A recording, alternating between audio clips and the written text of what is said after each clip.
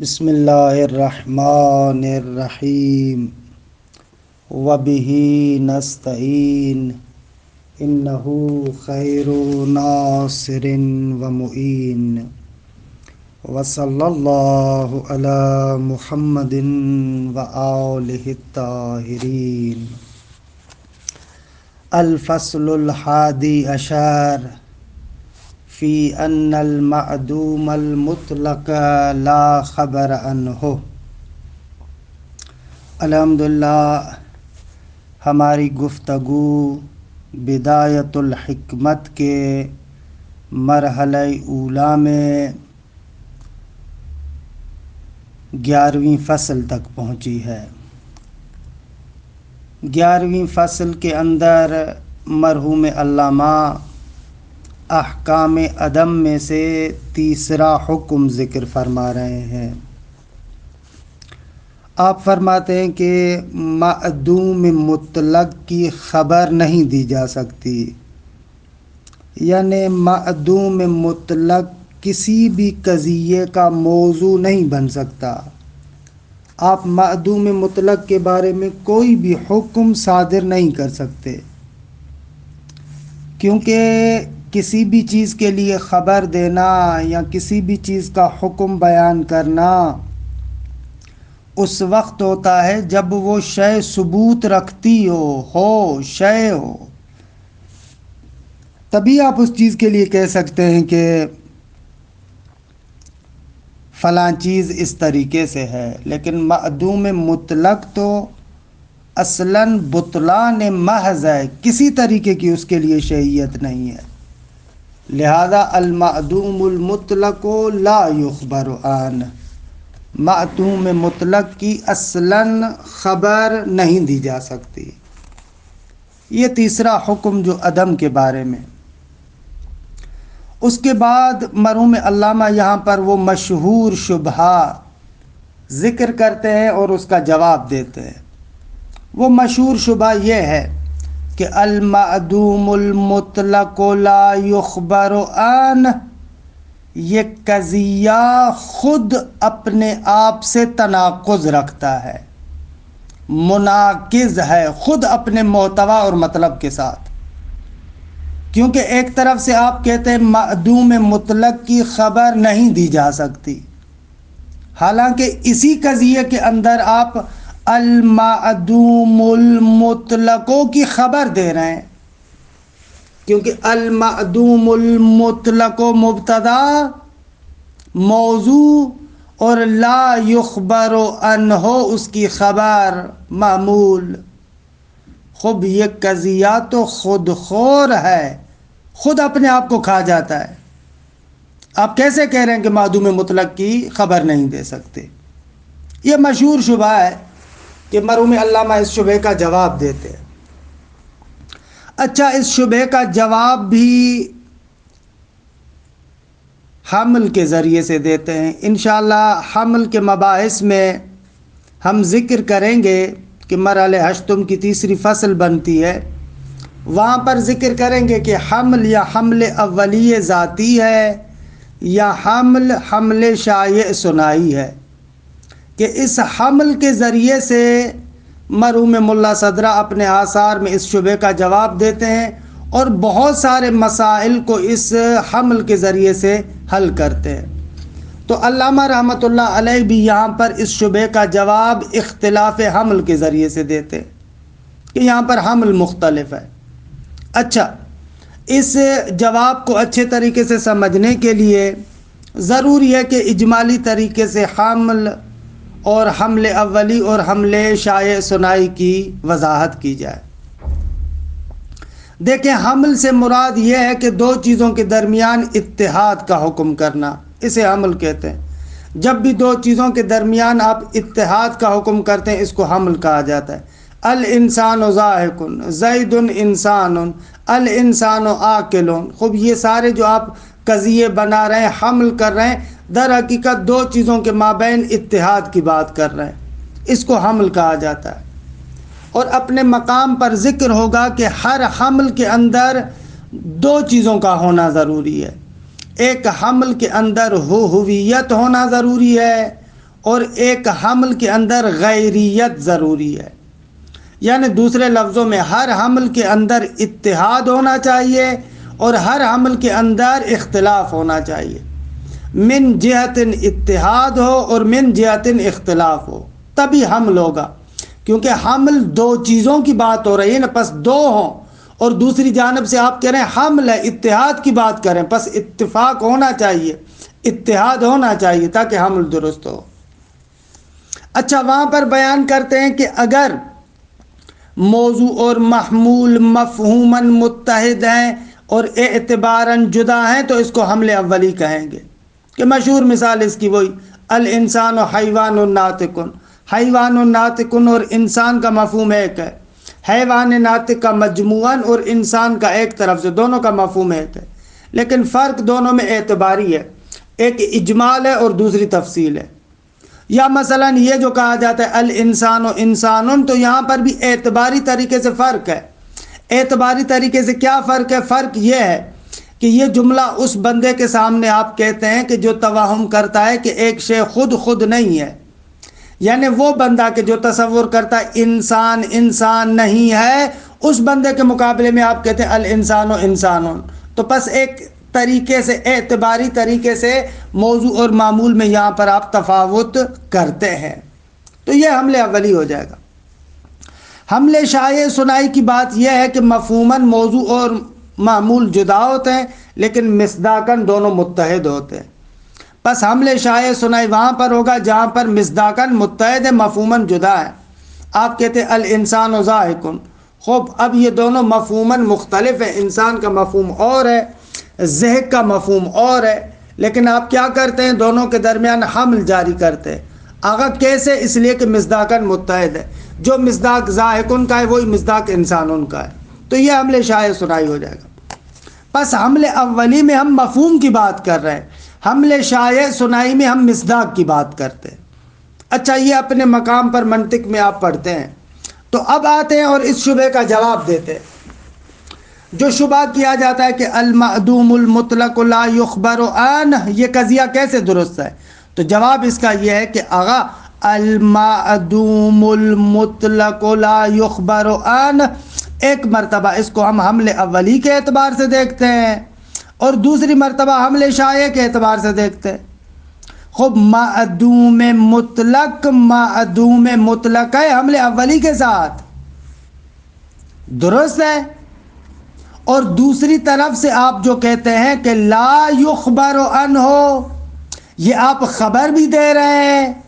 خوب اسی معدوم مطلق کو مفہوم کے اعتبار سے دیکھا جائے، یعنی حمل اولی کے اعتبار سے دیکھا جائے تو معدوم مطلق ہے اور اس طریقے سے لا یخبر عنہ، لیکن دوسری طریقے سے آپ دیکھیں اس میں دوسرا جنبہ اور دوسری حیثیت یہ کہ یہ جو معدوم مطلق ایک مفہوم آپ کے ذہن میں ہے، یہ معدوم مطلق نہیں ہے بلکہ موجودات میں سے ایک موجود ہے جو آپ کے ذہن میں موجود ہے، اس اعتبار سے اس کی خبر دے رہے ہیں۔ اب دقت کریں، شبہ کا جواب کیسے ہوا؟ شبہ کا جواب اس طریقے سے ہوا، عزیز من، ہم جو معدوم مطلق اس قضیے کے اندر موضوع بنا رہے ہیں، اس کے اندر دو جنبے اور دو حیثیت ہے، ایک حیثیت مفہومی ہے اور ایک حیثیت مصداقی ہے، درست ہے آقا؟ خوب یہ قضیہ مفہومی جہت سے یعنی حمل اولی کی جہت سے معدوم مطلق ہے، خوب اس اعتبار سے اس کی خبر نہیں ہے، اس کی خبر نہیں دی جا سکتی، اور یہی معدوم مطلق جو آپ نے موضوع بنایا ہے مصداقی جہت سے حمل شائع کے اعتبار سے تو معدوم مطلق نہیں ہے بلکہ موجودات میں سے ایک موجود ہے، اور اس اعتبار سے اس حکم کا موضوع بنا ہے اور آپ اس موضوع کے لیے خبر دے رہے ہیں۔ بس یہاں پر غور کریں تو حمل کے اختلاف کے ذریعے سے شبہ کا جواب ہو گیا، المعدوم المطلق لا یخبر عنہ، حمل اولی کے اعتبار سے معدوم مطلق ہے اور اس کی خبر نہیں دے سکتے آپ، لیکن حمل شائع کے اعتبار سے یہ معدوم مطلق خود موجودات میں سے ایک موجود ہے، ایک مفہوم ہے جو آپ کے ذہن میں موجود ہے، آپ اس کی خبر دے رہے ہیں، خوب اس اعتبار سے ممکن ہے، موجود ہے اور اس کی خبر دینا کاملاً ممکن ہے۔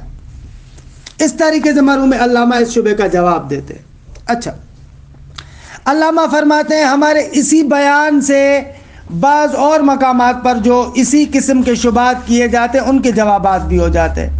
مثلا یہ جو کہا جاتا ہے الجزئی جزئیون، جزئی جزئی ہے، خب ایک اعتبار سے دیکھا جائے تو یہ مفہوم الجزئی کلی ہے، بہت سارے جزئیات پر صادق آ سکتا ہے، زید، عمر، بکر، خالد، یہ جتنے بھی جزئیات ہیں ان تمام پر مفہوم الجزئی صدق کرتا ہے۔ پس الجزئی کلیون نہ کہ الجزئی جزئیون۔ خب دوسری طرف سے آپ کہہ رہے الجزئی جزئیون، یا مثلا شریک الباری ممتنعون، خب شریک الباری اس اعتبار سے کہ ایک مفہوم آپ کے ذہن میں ہے، خوب موجودات میں سے ایک موجود ممکن ہے، جبکہ ادھر سے آپ کہہ رہے ہیں کہ ممتنع، یا الشیء اما ثابت فی الذہن او لا ثابت، خب ایک شے یا ذہن میں ثابت ہے یا لا ثابت، خب یہ لا ثابت خود ذہن میں ثابت ہے۔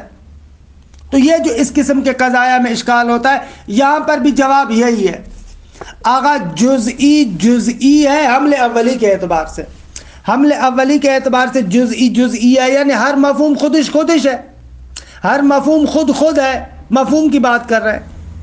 لیکن اسی الجزئی کو اس عنوان سے کہ ایک مفہوم آپ کے ذہن کے اندر موجود ہے، مفہوم کلی ہے، یعنی حمل شائع کے اعتبار سے مفہوم کلی ہے۔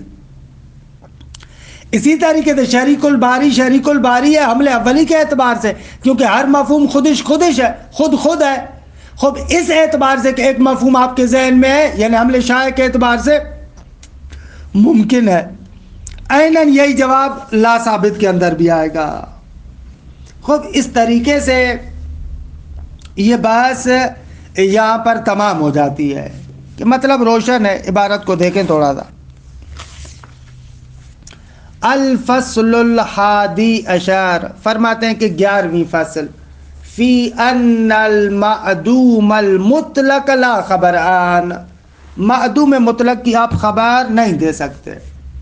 وَيَتَبَيَّنُ ذَلِكَ بِمَا تَقَدَّمَ، فرماتے ہیں کہ گزشتہ مباحث سے روشن ہوا، یعنی جو اسی مرحلے کی 9ویں فصل میں ہم نے ذکر کیا وہاں سے روشن ہوا کیا کہ انہو بطلان محض، عدم مطلق بطلان محض ہے، لا شیعیت لہو بوجہ، اس کے لیے کسی طریقے کی شیعیت نہیں ہے۔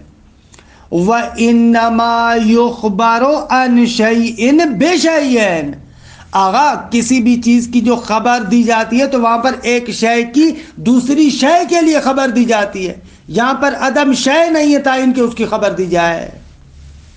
وَأَمَّا الشُّبْهَةُ، فرماتے ہیں کہ یہ جو شبہ اور اشکال ہے کہ بِأَنَّ قَوْلَهُمْ الْمَعْدُومُ الْمُطْلَقُ لَا يُخْبَرُ عَنْهُ يُنَاقِضُ نَفْسَهُ، یہ جو بعض حضرات شبہ کرنے والے کہتے ہیں کہ معدوم مطلق کی خبر نہیں دی جا سکتی، یہ قضیہ خود اپنے آپ سے مناقضت رکھتا ہے، خود اپنے آپ کو کھا جاتا ہے۔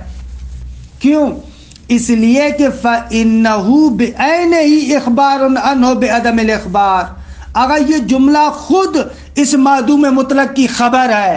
کون سی خبر؟ کہ معدوم مطلق کی آپ خبر نہیں دے سکتے، معدوم مطلق کی خبر نہیں دے سکتے، یہ خود خبر ہے جو آپ معدوم مطلق کی دے رہے ہیں۔ وَأَمَّا الشُّبْهَةُ فَهِيَ مُنْدَفِعَةٌ بِمَا سَيَجِي، فرماتے ہیں یہ شبہ مندفع ہو جائے گا ان مباحث سے جو عنقریب ہم ذکر کریں گے۔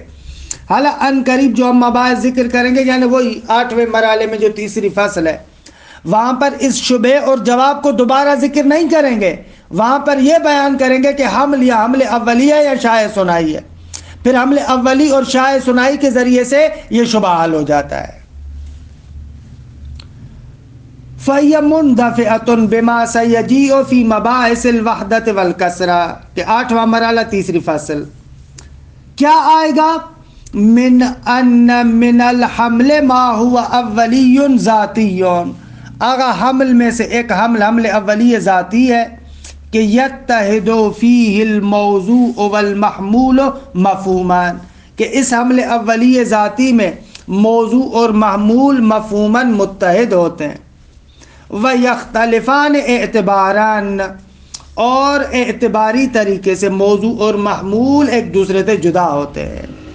کا قولنا الانسان انسانون. خب یہاں پر موضوع جو ہے انسان، وہ انسان ہے کہ جس کے بارے میں توہم کیا گیا ہے کہ خود نہیں ہے.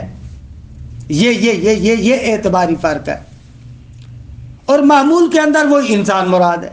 یہ جو آپ توہم کر رہے ہیں کہ انسان نہیں ہے، ہم کہتے ہیں نہ، انسان ہے، کیونکہ ہر شے خودش ہے. وَمِنْهُ من ان من الحمل ما هو اولی ذاتی وَمِنْهُ ما هو شائع ثنائی. اور حمل میں سے ایک حمل شائع ثنائی ہے. منو یعنی من الحمل، کہ حمل شائع ثنائی میں کیا ہوتا ہے؟ یتحد فیہ وجودان. اس حمل میں موضوع اور محمول وجود کے اعتبار سے، مصداق کے اعتبار سے متحد ہوتے ہیں. وَيَخْتَلِفَانِ مَفْهُومًا، اور دونوں مفہوم کے اعتبار سے جدا ہوتے ہیں. کَقَوْلِنَا الْإِنسَانُ ذَائِقٌ، انسان ذائق ہے. خب جب یہ حمل اولی اور حمل شائع ثنائی واضح ہو گیا تو اب جواب بھی روشن ہے. جواب یہ ہے کہ المعدوم المطلق معدوم مطلق بالحمل الاولی. معدوم مطلق ہے حمل اولی کے ساتھ. یعنی کیا؟ یعنی ہر مفہوم خودش ہے دیگه. معدوم مطلق خود ہے، ہر مفہوم جیسے خودش ہے ایسے، کیونکہ حمل اولی میں ہم مفہوم کی وادی میں ہے نا ابھی. اس اعتبار سے ولا یخبر عنہ، اور اسے خبر نہیں دی جا سکتی معدوم مطلق سے. یہ بات کر رہے ہیں. لیکن یہی معدوم مطلق، اس کے اندر ایک اور جنبہ ہے. وَلَيْسَ بِمَعْدُومٍ مُطْلَقٍ بَلْ مَوْجُودٍ مِنَ الْمَوْجُودَاتِ الذِّهْنِيَّةِ. لیکن یہی معدوم مطلق نہیں ہے، بلکہ موجودات ذہنیہ میں سے ایک موجود ہے بالحمل الشائع، حمل شائع کے اعتبار سے. وَلِذَا، اسی اعتبار سے یخبر عنہ بعدم الاخبار عنہ، لہذا اس اعتبار سے اس کی خبر دی جاتی ہے کہ اس کی خبر نہیں ہوتی. فلا تناقض، یہ لا یخبر عنہ جو خبر ہے اس دوسرے جنبے کے اعتبار سے ہے. آگا آسان لفظوں میں، معدوم مطلق ہے حمل اولی کے اعتبار سے، اور اس اعتبار سے اس کی خبر نہیں ہوتی. اور اس اعتبار سے کہ موجودات ذہنیہ میں سے ایک موجود ہے، وہ معدوم مطلق نہیں ہے، اس اعتبار سے اس کی خبر دے رہے ہیں. فلا تناقض، بس کسی قسم کا یہاں پر تناقض نہیں ہے. وبہذا تقریب، فرماتے ہیں کہ اس تقریب کے ذریعے سے یندفع الشبہۃ عن عدۃ قضایا، شبہ مندفع ہو جاتا ہے، دور ہو جاتا ہے چند قضایا سے. کون سے قضایا؟ توہم التناقض، جو انسان کے وہم میں تناقض کو ڈالتا ہے، انسان کے وہم میں یہ پیدا کرتا ہے کہ بھئی یہاں پر تناقض ہے. کقولنا الجزئی جزئیون وهو بعینہ کلیون. اگر آپ کہتے ہیں جزئی ہے، در حالی کہ یہ خود کلی ہے، کیونکہ یصدق علی کثیرین، یہ کثیرین پر صادق آتا ہے. الجزئی مفہوم کلی ہے. یا وقولنا شریک الباری ممتنعون مع انہ معقول فی الذہن فیکون موجودا فیہ ممکنان. فرماتے ہیں کہ یہ جو آپ شریک الباری کہتے ہیں کہ یہ ایک مفہوم ہے جو آپ کے ذہن میں موجود ہے، اس اعتبار سے موجود ہے ذہن میں، جب موجود ہے ذہن میں تو ممکن ہو جائے گا. وقولنا، اور ہمارا یہ قول کہ الشیء اما ثابت فی الذہن او لا ثابت فیہ، یا مثلا یہ کہنا کہ ایک شے یا ذہن میں ثابت ہے یا ثابت نہیں ہے، جبکہ واللہ ثابت فی الذہن ثابت فیہ، لا ثابت ذہن کے اندر خود ثابت ہے ذہن میں، لأنہ معقول، کیونکہ مفہوم ہے یہ. وجہ الاندفاع، ان اشکالات کا جواب، ان الجزئی جزئی بالحمل الاولی، جزئی حمل اولی کے اعتبار سے جزئی ہے، کیونکہ ہر مفہوم خودش ہے، جزئی ہے. لیکن کلیٌ بشائع، لیکن اس اعتبار سے کہ ایک مفہوم آپ کے ذہن میں ہے جو بہت ساری چیزوں پر ساتھ دکھانے کی صلاحیت رکھتا ہے، اس اعتبار سے کلی ہے۔ وشریک الباری شریک الباری بالحمل الاولی، شریک باری شریک باری ہے حمل اولی کے اعتبار سے، لیکن وہ ممکن مخلوق للباری بشائع، لیکن اس اعتبار سے کہ آپ کے ذہن کے اندر موجود ہے لہذا یہ ممکن ہے، مخلوق ہے، اور حضرت حق نے اس کو خلق کیا، اس اعتبار سے یعنی حمل شائع کے اعتبار سے۔ وہ ممکن، یہ ممکن ہے، اور مخلوق للباری، خدا کی مخلوقات میں سے ایک مخلوق ہے لیکن یہ بشائع حمل شائع کے اعتبار سے۔ ولا ثابت فی الذہن کذالک بالحمل الاولی، لا ثابت ذہن میں، خوب لا ثابت ہے حمل اولی کے اعتبار سے، ہر مفہوم خود خود ہے، لیکن یہی لا ثابت ثابت فیہ بشائع، ذہن کے اندر موجود ہے یعنی حمل شائع کے اعتبار سے خود دیگه ثابت ہے۔ اور اس طریقے سے یہ فصل جو 10ویں ہے وہ بھی 11ویں فصل جو ہے وہ بھی اس طریقے سے تمام ہو جاتی ہے۔ بہرحال یہاں پر اس شبہ کے بارے میں، حمل اولی اور شائع کے بارے میں اور طرح کے بیانات بھی ہیں جو نہایہ میں بھی آئے ہیں، تھوڑے سے مختلف بھی ہیں، کہ بہرحال ان تفصیلات کو ہم یہاں پر ذکر نہیں کر رہے، آپ کو پھنسانا نہیں چاہتے، کیونکہ حمل اولی ایک مرتبہ موضوع کے لیے قید ہے، ایک مرتبہ معمول کے لیے قید ہے، پھر ان دونوں صورتوں میں کیا مطلب ہوگا کہ انشاءاللہ یہ آپ نہایہ میں پڑھیں گے۔ فی الحال جو بدایہ کی حد تک یہ تھا، یہ مطلب یہاں پر روشن ہوا۔ اچھا، 12ویں فصل کہ انشاءاللہ اس کو پھر جلسہ آئندہ میں شروع کرتے ہیں۔ وصلی اللہ علی محمد و اہل بیتہ الطیبین الطاہرین۔